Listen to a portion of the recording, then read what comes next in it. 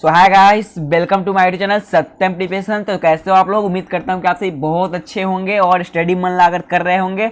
तो चलिए आज का इंपॉर्टेंट जो क्लास है और देख लेते हैं क्या है। और आप यहाँ पे देख रहे हो 200 VVI बायोलॉजी का 12th ऑब्जेक्टिव क्वेश्चन है और यहाँ पे पार्ट 1 दिया गया है, लेकिन यह पार्ट 2 है। ठीक है, पार्ट 1 करा दी गई है और यह पार्ट 2 है। जो पार्ट 2 था उसको 1 में करा दी गई था और यह पार्ट 2 है। आप लोग जाकर उसको देख लीजिएगा। और यह जो क्लास है वे 1980 से 1980 से 2021 तक के पूछे गए प्रीवियस ईयर्स का प्रश्न इस क्लास में कराई जाएगी। 1980 से 2021 में पूछे गए प्रश्न इसमें शामिल है। तो जल्द से जल्द आप लोग इस क्लास को शेयर कर दे। जितने भी स्टूडेंट जुड़े हुए हैं प्लीज उन सभी से रिक्वेस्ट है कि वे सब कृपया इस क्लास को शेयर कर दे। और चलिए स्टार्ट करते हैं क्लास। इससे पहले मैं आपको बता दूं कि 200 मेरा टारगेट है कि प्रीवियस ईयर्स का प्रश्न आपको इस बहुत जल्द कंप्लीट कर देना है, फिर आगे तो होती ही रहेगी।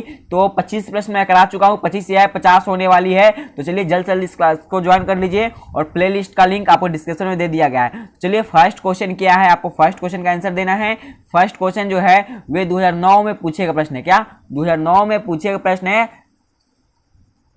स्तनधारी के शुक्राणु के मध्य भाग में क्या पाया जाता है। ठीक है, तो स्तनधारी के शुक्राणु के मध्य भाग में जो है माइटोकॉन्ड्रिया पाया जाता है। क्या माइटोकॉन्ड्रिया पाया जाता है। यहाँ पे आपको फर्स्ट ऑप्शन है केंद्रक, तो नहीं पाया जाता है। उसके बाद है सुरसधनी, तो यह भी नहीं पाया जाता है। और हाइड्रो या फिलिक, यह भी नहीं पाया जाता है। और माइटोकॉन्ड्रिया है जो कि स्तनधारी के शुक्राणु मध्य भाग में माइटोकॉन्ड्रिया पाया जाता है। और यह 2009 में पूछे गए प्रश्न क्या है, स्तनधारी के शुक्राणु के मध्य भाग में क्या पाया जाता है? माइटोकॉन्ड्रिया पाया जाता है। माइटोकॉन्ड्रिया कहाँ पाया जाता है? स्तनधारी के शुक्राणु के मध्य भाग में माइटोकॉन्ड्रिया पाया जाता है। चलिए अगला प्रश्न देखते हैं क्या है।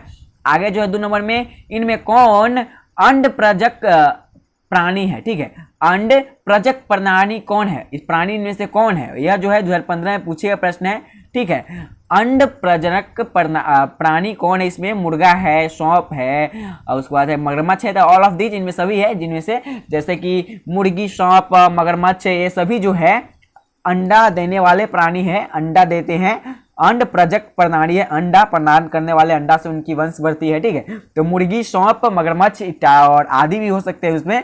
ठीक है, तो ये सब अंडा देने वाले हैं। और आगे निम्नलिखित में से कौन एक लिंगी है? ठीक है, तो एक लिंगी यह 11 में पूछेगा प्रश्न है। तो निम्नलिखित में से कौन एक लिंगी है? तो ना सरसों है, ना मटर है, और इसमें पपीता तो है ही। ठीक है, पपीता है। एक लिंगी जो पदार्थ है वे पपीता होते हैं। पपीता जो होते हैं एक लिंगी पदार्थ होता है। एक लिंगी पदार्थ कौन होते हैं? पपीता होते हैं। पपीता क्या है? एक लिंगी पदार्थ है। एक लिंगी पदार्थ कौन होते हैं? पपीता होते हैं। ठीक है, तो आप लोग इसको याद रखिएगा, यह 2011 में पूछेगा प्रश्न है। और जो भी क्लास में कराई जा रही है यह सब मोस्ट इंपॉर्टेंट है आप सभी के लिए, क्योंकि जो भी है प्रीवियस ईयर्स में पूछे गए प्रश्न। ठीक है, प्रीवियस ईयर्स में पूछे गए प्रश्न, और यह है जो कि 2015 और 16 में दोनों बार पूछा गया प्रश्न है। 4 नंबर, किस फल का बीज चोल खाया जाता है? ठीक है, तो लीची जो फल होते हैं उसका बीज चोल खाया जाता है, ना कि शरीफा का खाया जाता है, ना कि सेब का खाया जाता है। सिर्फ लीची जो है, लीची का बीज चोल खाया जाता है। किसका? लीची का बीज चोल खाया जाता है। यह 15 में और 16 में पूछे गए प्रश्न है। तो आगे है द्विगुणित संरचना है। तो द्विगुणित संरचना जो है यह पूछा गया है 15 में और 17 में। क्या 15 में और 17 में पूछे गए हैं द्विगुणित संरचना क्या है? तो अंडा भी नहीं है, युग्मक भी नहीं है, तो द्वितीय केंद्र है। ठीक है, द्वितीयक जो केंद्र होते हैं वे द्विगुणिक संरचना होते हैं। द्विगुणिक संरचना द्वितीय केंद्र होते हैं। द्वितीय केंद्र क्या होते हैं? द्विगुणिक संरचना होते हैं। द्विगुणिक संरचना क्या है? द्वितीय केंद्र है। आप लोग याद रखिएगा, द्विगुणिक संरचना क्या है? द्वितीय केंद्र। द्वितीय केंद्र क्या है? द्विगुणिक संरचना है। ठीक है, तो इसको पढ़ते चलिएगा। इसका पीडीएफ आपको सत्यम प्रिपरेशन टेलीग्राम में मिल जाएगा। अगला जो प्रश्न है वे है कॉपर टी। ठीक है, कॉपर टी रोकता है। क्या रोकता है? यह जो है 10 में, 13 में, 19 में और 20 में पूछेगा प्रश्न। क्या 10 में, 13 में, 19 में और 20 में पूछेगा प्रश्न है कॉपर टी जो होते हैं वे क्या रोकता है? तो निषेधन को रोकता है, अंड जनन को रोकता है, द्वितीय केंद्र को रोकता है, या फिर इनमें से सभी होगा। तो ये सब गलत है और आपका जो सही है वे अंड जनन को रोकता है। किसको? अंड जनन को रोकता है। कौन? कॉपर टी अंड जनन को रोकता है। यह 10 में, 13 में, 19 में, 20 में पूछेगा प्रश्न। चलिए अगला देखते हैं। मेंडल ने प्रतिपादित किया। तो मेंडल ने किसको प्रतिपादित किया था? यह जो है 11 में और 15 में पूछे प्रश्न। क्या मेंडल ने किसे प्रतिपादित किया था? तो सहलगनता का नियम जो है, नहीं, यहाँ पे फर्स्ट मैं आपको बताता हूँ, अनुवांशिकता का नियम जो है वे मेंडल ने प्रतिपादित किया था। मेंडल जी ने अनुवांशिकता का नियम प्रतिपादित किया था। अनुवांशिकता का नियम किसने प्रतिपादित किया था? तो मेंडल जी ने प्रतिपादित किया था। ठीक है, मेंडल जी ने अनुवांशिकता का नियम प्रतिपादित किया था। अनुवांशिक प्रतिक्रिया का नियम किसने प्रतिपादित किया था? तो मेंडल जी ने प्रतिपादित किया था। चलिए अगला प्रश्न देखते हैं क्या है। अगला जो प्रश्न है बहुत ज्यादा इंपॉर्टेंट है। द्विसंकरिया जो है पूछा गया है 13 में, 16 में और 17 में। क्या 13 में, 16 में और 17 में क्या है? द्विसंकर क्रॉस में अनुलक्षणी, ठीक है, अनुलक्षणी अनुपात होता है। तो अनुलक्षणी का अनुपात कितना होता है? जो कि फेनोटाइपिक है। ठीक है, फेनोटाइपिक जो होते हैं उसी को कहा जाता है अनुलक्षणी। तो उसका जो अनुपात होते हैं वह न तो 3:1 होते हैं, न तो 1:2:1 होते हैं, न तो 9:7 होते हैं। यह जो होते हैं 9:3:3:1 होते हैं। क्या होते हैं? 9:3:3:1 होते हैं। ठीक है, द्विसंकर क्रॉस में अनुलक्षणी अनुपात में होता है। तो कितना होता है? 9:3:3:1 होता है। यह बोर्ड पे बनने वाली प्रश्न है, या बनाई जा सकती है। ठीक है, बोर्ड पे बनेगा यह प्रश्न, समझ लीजिए, थोड़ा न्यूमेरिकल टाइप का प्रश्न है। और 9 नंबर में है, 9 नंबर जो प्रश्न है और 16 में और 17 में पूछेगा। क्या 16 में और 17 में पूछेगा प्रश्न है, इनमें से कौन सा रक्त समूह सार्वभौमिक के रक्तदाता है? ठीक है, इनमें से कौन सा रक्त, इनमें जो रक्त दिया गया है उनमें से कौन सा रक्त समूह सार्वभौमिक के रक्तदाता है? तो ए है, बी है, ए बी है या फिर ओ है। तो ठीक है, तो ओ जो होते हैं वे जो है सार्वभौमिक रक्तदाता है। क्या है? ओ जो है वे सार्वभौमिक रक्तदाता है, ओ। चलिए अगला प्रश्न देखते हैं क्या है अगला प्रश्न। अगला जो प्रश्न वे है, एक संकर क्रॉस का अनुलक्षणी अनुपात होता है। तो क्या होता है इसका? तो एक क्रॉस है, यहाँ पे द्वितीय था। ठीक है, क्या था? आपको फर्स्ट जो प्रश्न था उसमें क्या था? इनमें से कौन सा रक्त समूह सार्वभौमिक होता है? तो कौन सा? तो ओ होता है। और इसमें एक संकर क्रॉस का अनुलक्षणी अनुपात होता है। यार 2017 में पूछा गया है तो 3:1 होता है। क्या 3:1 होता है? किसका? एक रक्त का 3:1 होता है। चलिए अगला है जो है 11 नंबर में, प्रतिकोडोन। क्या है? प्रतिकोडोन या एंटीकोडोन पाया जाता है। यह जो प्रश्न है 11 में 13 में पूछेगा। क्या 11 में और 13 में पूछेगा प्रश्न है, प्रतिकोडोन या एंटीकोडोन पाया जाता है। डीएनए में पाया जाता है, टीआरएनए पर पाया जाता है, या फिर एमआरएनए पर पाया जाता है, या फिर टीडीएनए पर पाया जाता है। तो ये सब बिल्कुल गलत है। जो कि आपका सही है, यहाँ पे जो सही है वो है कि टीआरएनए में पाया जाता है। इसका टीआरएनए में पाया जाता है, टीआरएनए में पाया जाता है। प्रतिकोडोन पर या एंटीकोडोन पाया जाता है, टीआरएनए पर पाया जाता है। ठीक है, यह जो है 11 में और 13 में पूछे गए थे। क्या प्रश्न था? प्रतिकोडोन या एंटीकोडोन पाया जाता है तो टीआरएनए पर पाया जाता है। चलिए अगला जो प्रश्न है, इनमें से कौन सा नाइट्रोजन बेस आरएनए में नहीं पाया जाता है? क्या है? इनमें से कौन सा नाइट्रोजन बेस आरएनए में नहीं पाया जाता है? यह जो प्रश्न है यह 16 में और 17 में पूछे गए प्रश्न है। तो ना कि इसमें साइटोसिन पाया जाता है, ना कि गुआनिन पाया जाता है, इसमें सिर्फ थाइमीन पाया जाता है। क्या? थाइमीन पाया जाता है। क्या चीज पाया जाता है? थाइमीन पाया जाता है। थाइमीन किसमें पाया जाता है? तो नाइट्रोजन बेस आरएनए में नहीं पाए जाने वाले हैं, जो कि आयरन नहीं पाए जाने वाले हैं, पाए जाने वाले हैं जो कि साइटोसिन पाया जाता है, गुआनिन पाया जाता है। किसमें पाया जाता है? नाइट्रोजन बेस आरएनए में साइटोसिन गुआनिन पाया जाता है और आइमीन नहीं पाया जाता है। चलिए अगला प्रश्न देखते हैं क्या है।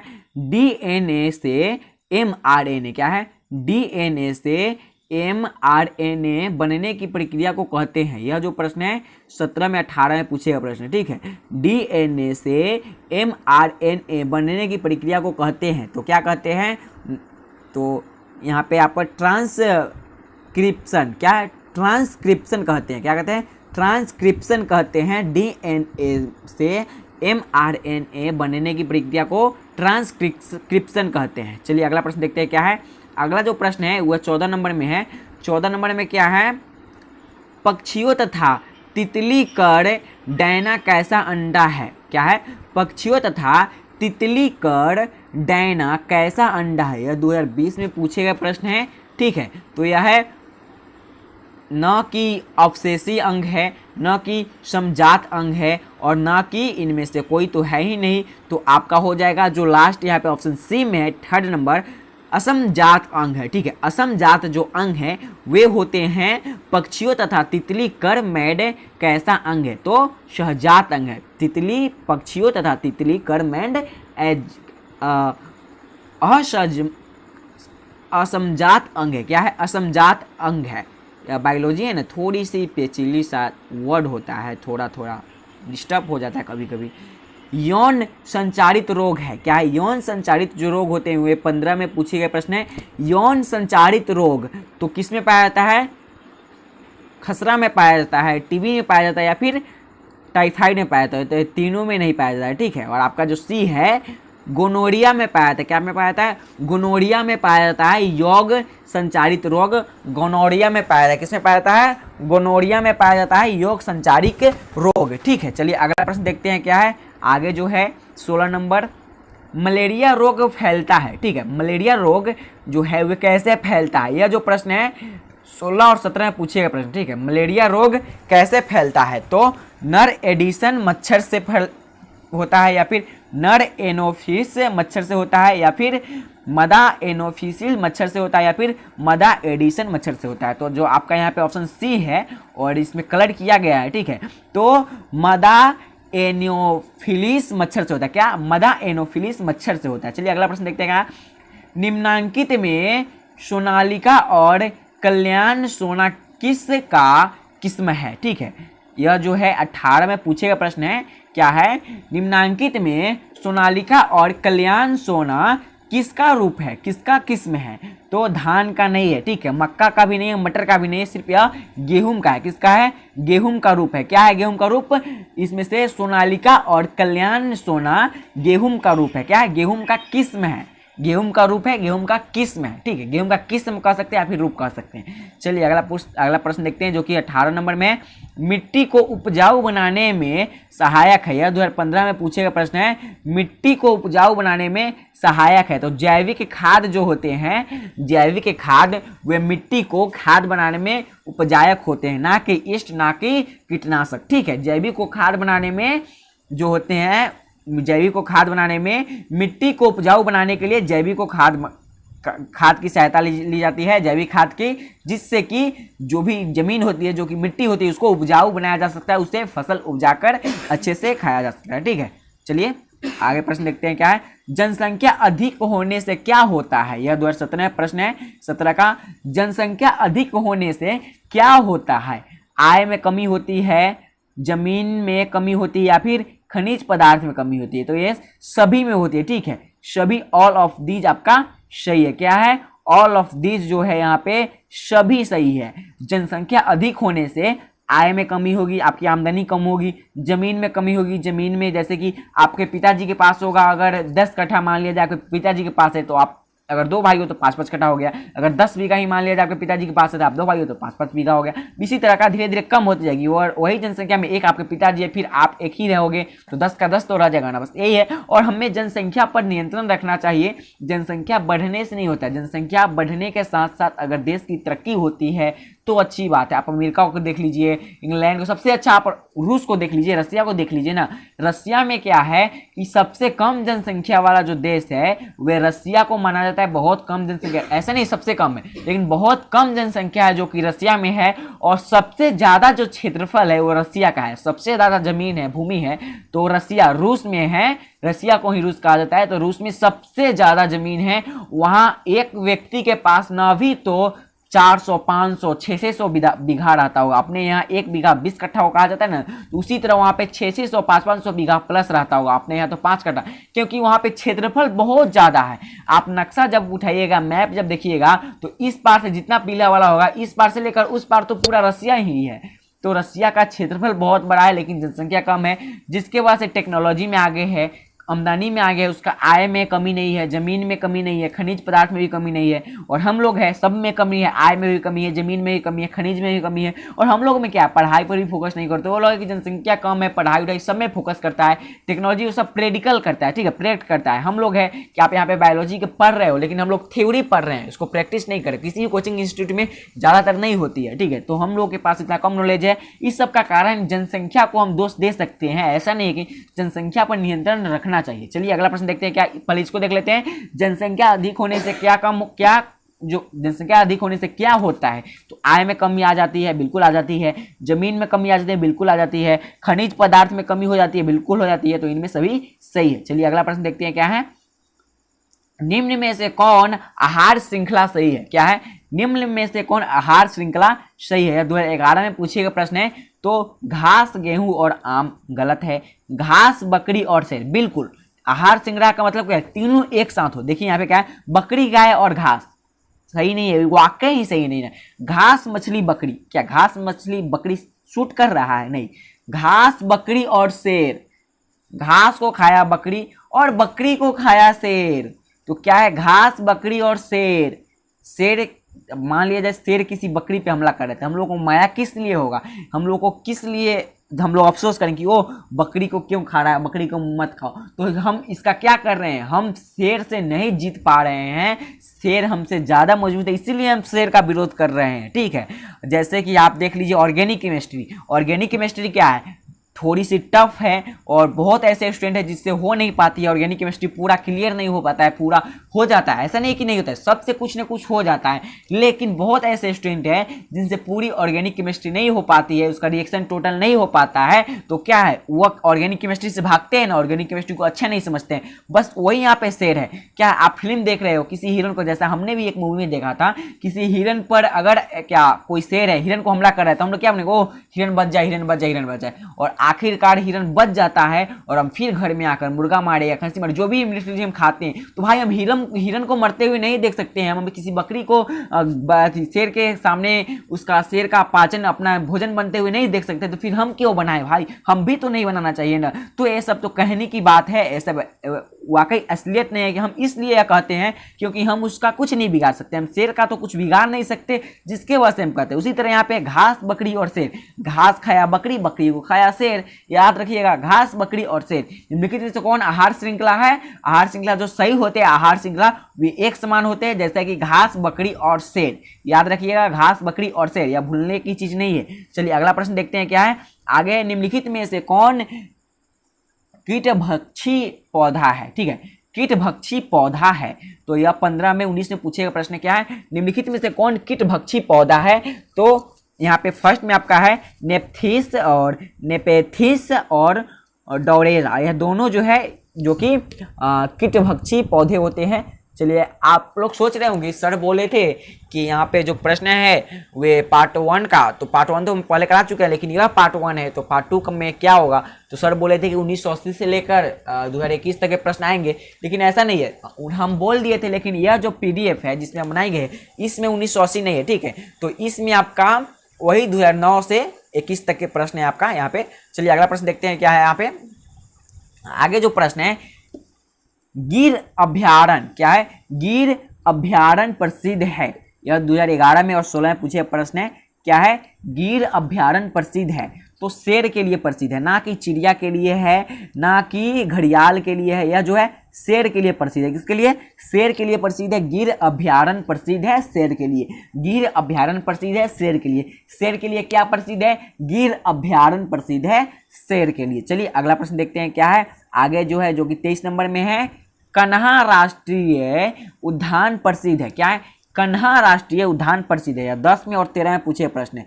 तो कन्हा राष्ट्रीय जो उद्यान है वह ना कि चिड़ियों के लिए प्रसिद्ध है, ना कि घड़ियाल के लिए प्रसिद्ध है, यह तेंदुआ के लिए प्रसिद्ध है। किसके लिए? तेंदुआ के लिए प्रसिद्ध है। किसके लिए? तेंदुआ के लिए प्रसिद्ध है। किसके लिए? तेंदुआ के लिए। कन्हा राष्ट्रीय उद्यान तेंदुआ के लिए प्रसिद्ध है। क्या है? कन्हा राष्ट्रीय उद्यान तेंदुआ के लिए प्रसिद्ध है। चलिए अगला प्रश्न देखते हैं, आगे क्या है। विश्व पर्यावरण दिवस मनाया जाता है, यह बायोलॉजी का ही प्रश्न है। विश्व पर्यावरण दिवस कब मनाया जाता है? यह 12 में और 17 में पूछे प्रश्न है। तो विश्व पर्यावरण दिवस ना कि 16 दिसंबर को मनाया जाता है, ना कि 5 जनवरी को मनाया जाता है, ना कि 6 जून को मनाया जाता है, या 5 जून को मनाया जाता है। विश्व पर्यावरण दिवस 5 जून को मनाया जाता है। और हम सब 5 जून के दिन, ना कभी तो 5 जून के दिन कंफर्म हम सब एक पौधा रोपते हैं, क्योंकि पर्यावरण हमारे जीवन के लिए बहुत ही लाभदायक है, बहुत ही क्या उसके बारे में हम आपको बता नहीं सकते जितनी हम सभी के लिए लाभदायक है। और कोई भी पार्टी हो, फंक्शन हो, उसमें आप सब कम से कम एक पौधा तो जरूर लगाइएगा, क्योंकि पर्यावरण हमारे एक पौधा से ही जो कि बहुत हमारे पर्यावरण बनी रहती है, वातावरण बना रहता है, हमारे ऑक्सीजन मिलता है। चलिए एक प्रश्न देख लेते हैं कि इसी में सबसे ज़्यादा ऑक्सीजन देने वाले पौधा कौन है। ठीक है, तो सबसे ज़्यादा जो ऑक्सीजन देता है वह पौधा आपका पीपल हो गया, नीम हो गया। तो पीपल और जो नीम है वे सबसे ज़्यादा ऑक्सीजन देते हैं। ठीक है, और इस पर कुछ रहस्य है जिसके लिए पीपल को देवता माना जाता है, नीम को देवता माना जाता है। तो क्यों माना जाता है हम किसी और क्लास में बताएंगे। ठीक है, लेकिन यह एक रहस्य है जिसके लिए कुछ वैज्ञानिकों ने बहुत दिमाग लगाकर यह रहस्य निकाला था, और जिससे कि आज हमारा पर्यावरण वातावरण बहुत अच्छा है। जो बहुत अच्छा तो नहीं है, लेकिन कुछ है अगर बचा हुआ तो उन वैज्ञानिकों की देन है जो कि पीपल और नीम को देवता बनाकर कैसे बनाया, क्यों बनाया, इस बारे में हम आगे डिस्कस करेंगे, लेकिन बहुत अच्छी है। तो चलिए देखते हैं क्या, इसको भी फिर से रिपीट कर लेते हैं। विश्व पर्यावरण दिवस कब मनाया जाता है, तो 5 जून को विश्व पर्यावरण दिवस मनाया जाता है। यह 2012 में और 17 में पूछेगा प्रश्न है। चलिए अगला प्रश्न देखते हैं क्या है। अम्लीय वर्षा में पीएच कितना होता है, 2020 में पूछेगा प्रश्न है। तो अम्लीय वर्षा में पीएच कितना होता है, 6 होता है, 5 होता है, 7 होता है, 4 होता है। तो यह प्रश्न आपको इसलिए दिया गया है क्योंकि इसका आंसर आपको देना है। क्या किसको देना है, आपको इसका आंसर देना है। ठीक है, आपको ही इसका आंसर देना है। कमेंट में आप सब इसका आंसर जरूर दीजिएगा। आपका यहाँ पे 25 प्रश्न करा दी गई। तो चलिए मिलेंगे हम नेक्स्ट क्लास में। उससे पहले कुछ इन्फॉर्मेशन है जो कि आप सब सुन लीजिए। अगर आप सभी को कुछ प्रॉब्लम होती है इस क्लास में तो प्लीज़ आप सब मुझे कॉल, मैसेज या फिर टेलीग्राम पे या फिर व्हाट्सएप पे, आपका सब कुछ डिस्क्रिप्शन में दिया गया है लिंक, या फिर कमेंट या फिर ईमेल, जो भी हो आप कर सकते हो। आपको रिप्लाई मिलेगी, ऐसा नहीं कि नहीं मिलेगी, जैसे समय मिलेगी हम आपको रिप्लाई देंगे। तो आपको अगर पढ़ाई में भी कोई डिस्टर्ब होती है, कोई प्रॉब्लम होती है, या फिर कुछ मैथमेटिक्स है या फिर कुछ न्यूमेरिकल फंस रहा है, तो उसको आप मेरे व्हाट्सएप नंबर पे सेंड कर सकते हो। मैं उसको सॉल्व करके आपको भेज दूंगा। तो चलिए कैसा लगा आपको यह क्लास, कैसा लगा यह बहुत ही प्रीवियस का बहुत ही रोचक क्लास रहा होगा आप सभी के लिए। तो हम मिलते हैं नेक्स्ट क्लास में। तब तक जो सर आपको क्लास देंगे उस तरह क्लास लीजिएगा। चलिए मिलेंगे नेक्स्ट क्लास में, तब तक के लिए बाय। और हर रोज 7:30 पर आप लोग ज्वाइन हो जाइएगा। मिलते हैं नेक्स्ट।